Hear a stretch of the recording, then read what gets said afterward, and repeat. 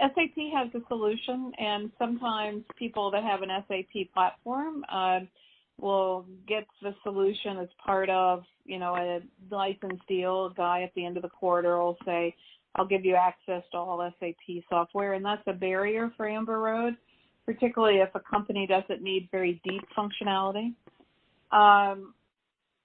Oracle has less trade and more of a transportation solution. And then GT Nexus with Infor. So one of the barriers for Amber Road is competing against installed ERP software. The IT guys are always going to say, well, what about our existing ERP incumbent? Mm-hmm. Okay. So it seems like if you were like, say, Nike or one of these big companies that is, sourcing materials from all over the world, which platform would you pick? It would depend on if I had a deep relationship with outsourced providers.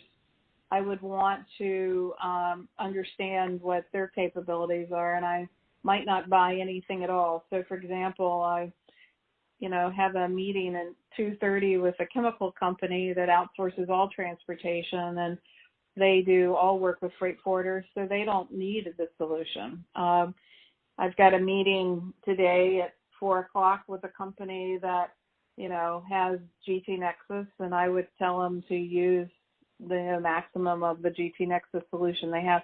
So it really depends upon what they've done on outsourcing, what technologies they have, and what kind of commodity they're trying to ship.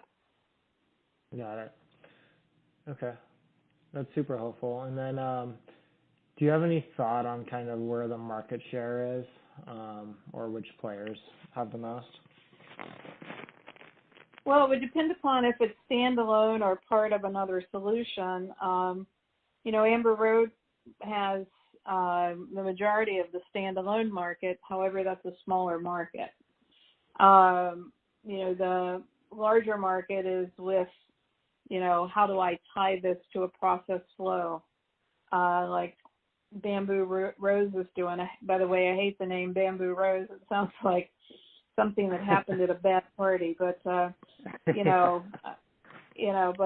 they're looking at the interface of PLM and sourcing and trade compliance. So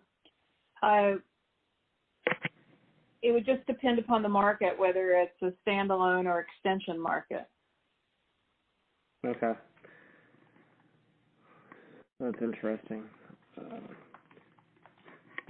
Cool. And then it seems like, a bunch of these companies have really low margin. Do you have any other insight into kind of the financials? Not that I can share with you the details, but the standalone has the lowest margin. Okay.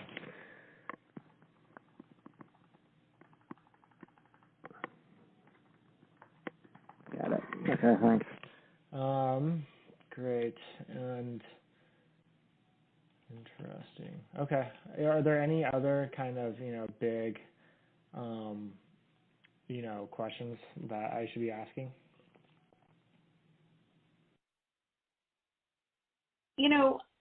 Often people that come into the space and are looking to invest in companies will look at like a PowerPoint slide of companies, and they'll go, wow, look at this, they've got great companies, However, what's more important is what are you doing with those companies and what other solutions do they have? And how important is your relationship with that company? So get underneath their PowerPoint logo slides. Okay. So it seems like the majority of the value comes from offering kind of a full suite of products and not just being a standalone company. Right. Yeah. Interesting. So what's your kind of thought on the industry right now with a lot of, tariffs and, other, major policies that have been implemented over the last, 3 to 4 months? I think it's a really good time